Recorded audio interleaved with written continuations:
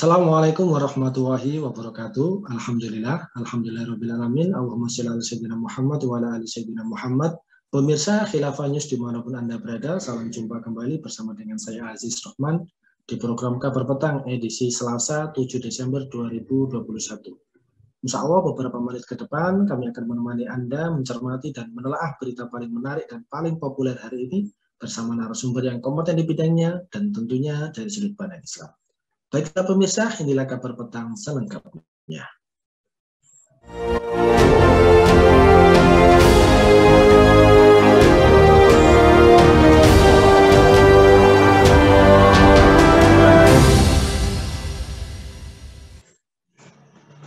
Pemirsa, sejumlah ulama dan habaib yang tergabung dalam Ahli Sunnah wal Jamaah melakukan rapat dengar pendapat umum bersama Komisi 3 DPR RI.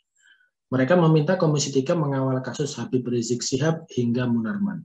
Pertemuan ini dilaksanakan di Gedung Nusantara 2, ruang rapat Komisi 3 DPR, Jakarta, Senin 6 Desember yang lalu, pukul 9 pagi waktu Indonesia Barat. Rapat dengar pendapat umum ini dipimpin langsung oleh Wakil Ketua Komisi 3 DPR, Pangeran Khairul Saleh. Salah satu perwakilan Ahli Sunnah wal Jamaah menjelaskan kedatangannya ke Komisi 3 DPR untuk menjelaskan kasus RS, maksud kami Rumah Sakit Umi Bogor yang menjerat Habib Rizik. Dia juga berharap bahwa anggota Komisi 3 DPR turut memperhatikan perlakuan yang disebut diskriminatif terhadap Habib Rizik. Nah, pemirsa, apakah HRS dan Munarman mengalami kriminalisasi? Apakah mereka diperlakukan zalim di dalam hukum sekuler ini? Dan adakah agenda Islamophobia yang memberi stigma dan labelisasi buruk bagi umat Islam di Indonesia? Untuk membahasnya, kami telah terhubung dengan Bung Muhammad Saiful dari Indonesia Justice Monitor. Kita sapa dulu beliau. Assalamualaikum warahmatullahi wabarakatuh, Bung Saiful. Ya, waalaikumsalam warahmatullahi wabarakatuh. Ya, baik, alhamdulillah, bi khair. Mudah-mudahan kita semua dalam lindungan Allah Subhanahu wa taala. Alhamdulillah. Alhamdulillah sehat. Baik Bung, langsung saja menyikapi terkait dengan hal tersebut ini Bung. Sebagaimana kita ketahui bersama ya bahwa sampai dengan hari ini Habib Rizik masih ditahan. Nah, menurut Anda, apakah beliau ini mengalami kriminalisasi atau proses hukum biasa ini, Bung Saiful? Ya, baik. Terima kasih dari host atas pertanyaannya. Saya kira persoalan Habib Rizik Syihab hari ini tetap merupakan sebuah perbincangan yang cukup menarik perhatian dan memang sangat menarik untuk kita kaji bersama karena ini terkait dengan selain kapasitas beliau sebagai imam besar, sebagai ulama, sebagai tokoh umat, tetapi juga ini terkait dengan betapa perlakuan perlakuan rezim saat ini kepada beliau itu yang begitu orang banyak menyebut itu mempertanyakan kenapa beliau sebagai seorang ulama besar itu diperlakukan sedemikian rupa.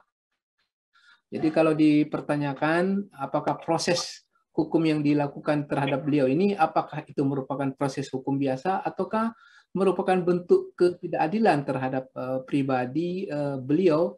Tentu saja kalau saya menjawab berdasarkan otoritas fakta yang ada dan berdasarkan norma-norma hukum yang ada, tentu saja apa yang dialami oleh Habib Rizik Syihab itu tentu saja tidaklah karena terkait dengan proses hukum biasa.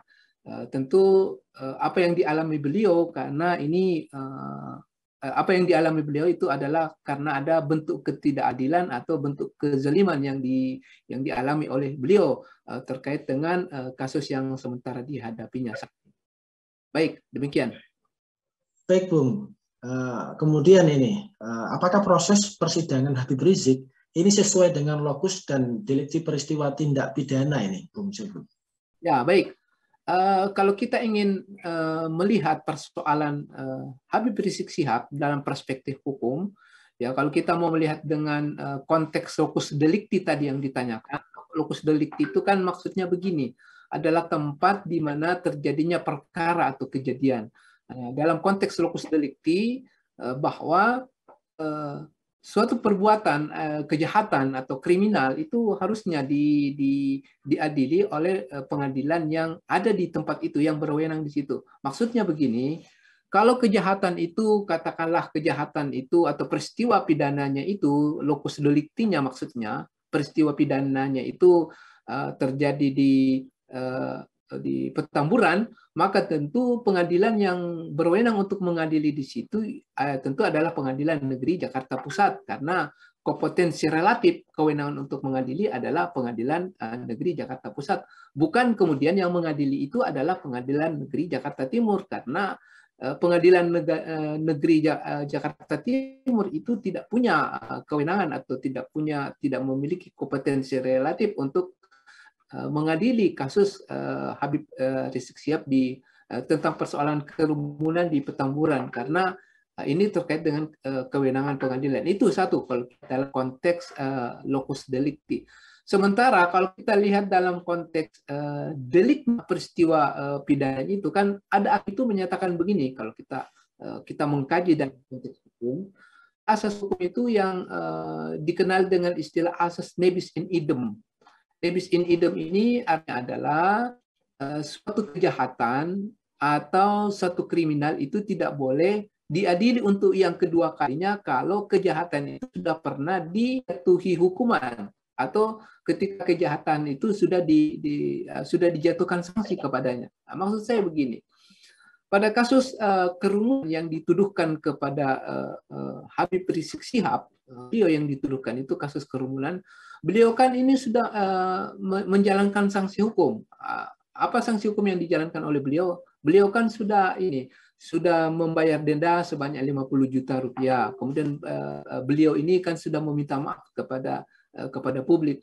Ini dengan kata lain, kalau kemudian diadili kembali, diproses kembali kasus beliau karena kerumunan tadi itu, ya ini tidak benar dari segi logika hukum, karena ya kenapa harus diadili yang kedua kali? Kan beliau ini kan sudah menjalankan sanksi pidananya dahulu, yaitu membayar denda 50 juta rupiah. Kemudian logika hukum yang selanjutnya adalah begini, dalam asas hukum pidana kan ada yang dikenal dengan istilah asas ultimum remedium. Ultimum remedium itu maksudnya begini, kalau sanksi yang sudah dijalani maka pidana tidak perlu dilakukan, karena itu nanti dilakukan kalau merupakan sebuah upaya terakhir untuk memberikan efek jerah. Itu kalau sanksi pidana lain itu tidak efektif. Nah, soalan dalam kasus Habib Rizik Syihab, saya sudah sampaikan sebelumnya, beliau kan ini sanksi dengan membayar denda 50 juta rupiah. Maka dengan demikian dari segi delik itu tidak bisa lagi diproses hukum kepada beliau. Itu dalam konteks tadi yang ditanyakan, konteks locus delicti dan konteks deliknya itu sendiri. Baik, makasih. Kemudian, apakah penerapan pasal yang tidak pada tempatnya dan penambahan pasal-pasal yang terus terjadi untuk memperberat ancaman hukuman dan pasal-pasal yang bisa digunakan hanya agar Habib Rizik Syihab bisa ditahan selama mungkin karena agenda politik yang menghendaki? Atau seperti apa ini? Mohon pencerahannya ini. Ya saya kira itu jelas ada agenda yang bermain di balik itu agar upaya untuk menjerat kembali beliau, karena kita tahu bagaimana beliau ini sangat concern. Kita tahu bagaimana perjuangan beliau itu betul-betul menegakkan amar ma'ruf dan munkar.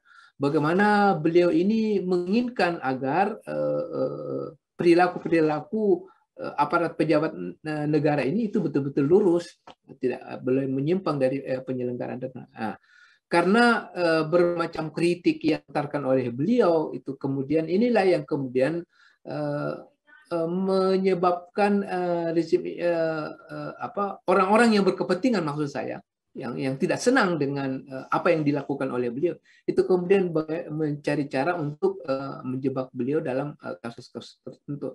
Ini saya kira begini, tadi saya sudah jelaskan pada awal bahwa tidak pada tempatnya itu kan untuk mengulangi kembali atau mencari-cari kesalahan beliau, karena kesalahan-kesalahan yang lalu seperti misalnya kasus kerumunan itu kan sudah selesai sanksi denda yang dijalankan oleh beliau. Nah, inilah yang saya katakan ada ketidakadilan yang dialami oleh beliau, karena maksudnya begini, kalau kita ingin menyorot kembali fokus pada kasus yang didakwakan kepada beliau, yang dikenakan sanksi kepada beliau adalah terkait dengan kerumunan. Kan banyak contoh kasus kita lihat ada sekelompok orang atau ada pejabat negara yang juga itu melakukan hal yang sama, mengadakan kerumunan, tapi kok kepada mereka itu tidak dikenakan sanksi pidana, tapi justru kenapa kepada sang Habib ini sanksi pidana itu tetap dikenakan, bahkan dicari-cari kesalahan. Artinya kesimpulannya kita bisa melihat bahwa memang beliau ini dilihat oleh orang-orang yang berkepentingan saat ini, atau kalau bisa saya katakan mungkin ada oligarki politik itu yang merasa terganggu kepentingannya dengan sepak terjang yang dilakukan oleh beliau saat ini, melakukan kritik, melakukan perbaikan, dan seterusnya. Demikian, makasih. Ya, kemudian ini Bung Saiful terkait dengan Habib Rizik Syihab ini. Menurut Anda, apakah Habib Rizik ini diperlakukan zalim di dalam hukum sekuler yang ada di negeri kita tercinta ini? Ya, saya kira jelas.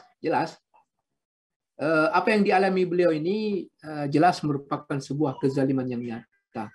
Dan inilah sebagai dampak atau sebagai akibat dari sebuah penerapan yang kita kenal, itu penerapan itu dasarnya adalah karena sistem sekularisme. Kan kita tahu sistem sekularisme itu karakteristik dari sistem hukum sekularisme itu kan ada yang dengan berdasarkan kepada kompromi politik. Hukum itu dibuat dengan berdasarkan kepada akal manusia. Itu kan karakteristik dari hukum sekularisme.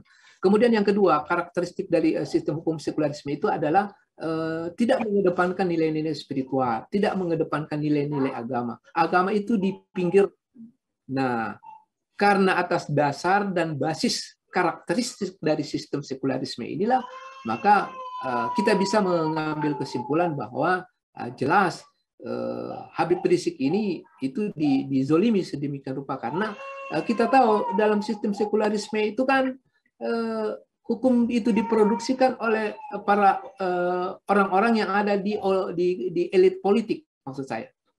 Hukum itu diproduksi oleh orang-orang yang duduk di lingkaran elit kekuasaan, seperti undang-undang dan seterusnya. Nah, karena produk hukum dan undang-undang ini itu digagas, dibuat, diproduksi oleh orang-orang yang ada di seputaran elit politik, maka ketika dalam tataran penerapan itu ya tergantung sesuai tidak dengan kepentingan mereka atau tidak. Sesuai tidak, mengakomodir tidak dengan kepentingan politik yang mereka jalankan selama ini. Nah, itu biasanya nilai-nilai keadilan, nilai-nilai persamaan hukum itu tidak dikedepankan. Nah, ini bukti yang kita lihat dari bagaimana beliau Habib Rizik Syihab itu kan diperlakukan sedemikian rupa. Padahal kalau kita mau konsisten dengan konsep negara hukum, di mana semua orang sama di depan hukum, equality before the law, semua orang sama di depan hukum, maka apapun konsekuensinya, ya termasuk beliau Habib Rizik Syihab itu juga harus diperlakukan sama. Tapi karena ini sosok beliau ini dianggap sangat mengganggu kepentingan para elit politik atau para oligarki politik, maka beliau ini diperlakukan zolim dengan sedemikian rupa. Nah, Bung Saiful, jika kita melihat dan mencermati Habib Rizik ini dan juga gerakannya, ini kan dituduh macam-macam oleh sebagian pihak dengan stigma anti Pancasila, anti Bhinneka Tunggal Ika, intoleransi, dan anti NKRI. Nah, menurut Anda, apakah tuduhan mereka ini benar, dan mengapa tuduhan-tuduhan tersebut marak pada 10 tahun terakhir di Indonesia ini? Ya, baik. Terima kasih. Pertama, apakah benar bahwa beliau ini, Habib Rizik Syihab, adalah anti Pancasila, anti toleran, intoleran, kan begitu. Itu kan banyak tuduhan-tuduhan yang dialamatkan kepada beliau.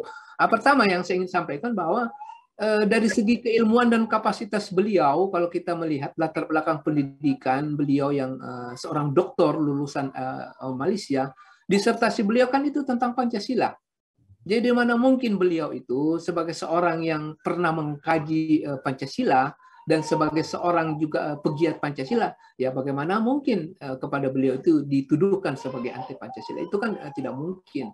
Apalagi beliau ini kan terkenal sebagai seseorang yang sangat konsisten dan sangat memegang prinsip. Tidak mungkin beliau itu pernah menyatakan A, kemudian menyelisih dari apa yang beliau pernah katakan. Katakanlah beliau mengatakan B. Jadi artinya begini maksud saya. Pertama tadi itu ya tidak mungkinlah kalau dialamatkan kepada beliau bahwa beliau itu adalah anti Pancasila. Itu yang pertama. Yang kedua, saya kira tuduhan yang dialamatkan kepada beliau ini sebagai anti Pancasila, tidak toleran, dan sebagainya, saya kira ini merupakan tuduhan yang sangat dicari-cari kepada beliau. Karena terus terang kalau beliau ini mau dicari, kan beliau sekarang ini dicari-cari kesalahannya. Apa kesalahan beliau? Supaya beliau ini bisa dijebak dalam sebuah kasus hukum, supaya beliau ini kalau dijebak dalam kasus hukum dikriminalisasi sedemikian rupa, ya kemudian sampai akhirnya beliau itu tidak bisa berinteraksi atau menyampaikan amar ma'ruf dan nahi munkar. Jadi sebenarnya itu adalah sebuah alasan yang dicari-cari karena tidak ada lagi alasan apa yang bisa dituduhkan kepada beliau. Kemarin itu kan pernah beliau dituduhkan itu terlibat dalam ini percakapan-percakapan yang cabul, tapi kan itu tidak terbukti. Akhirnya ya dicari-carilah alasan untuk mencari kesalahan beliau, ya tidak Pancasilais lah dan seterusnya. Jadi saya kira itu jelas adalah tuduhan yang mengada-ada, dan ini saya kira sebenarnya kita harus fair lah terhadap beliau. Karena bagaimanapun juga beliau ini bagi ulama besar dan juga pernah memimpin organisasi yang sangat besar, Front Pembela Islam, dengan organisasi yang beliau pimpin. Ini kan kita lihat pada faktanya beliau kan ini banyak berkontribusi besar kepada negara ini. Nah, tidak pernah beliau itu kita pernah dengar itu katakanlah melakukan makar terhadap negara. Tidak pernah kita dengar itu beliau memimpin kelompok bersenjata untuk memecah belah negara kesatuan Republik Indonesia. Justru beliau ini kan sangat-sangat konsisten.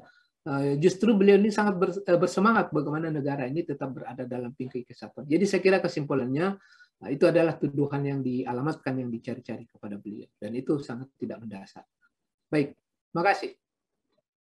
Terakhir, Bung Saiful, apakah ada indikasi agenda Islamofobia yang memberi stigma buruk dan juga labelisasi buruk bagi umat Islam di Indonesia dalam kasus penahanan Habib Rizik?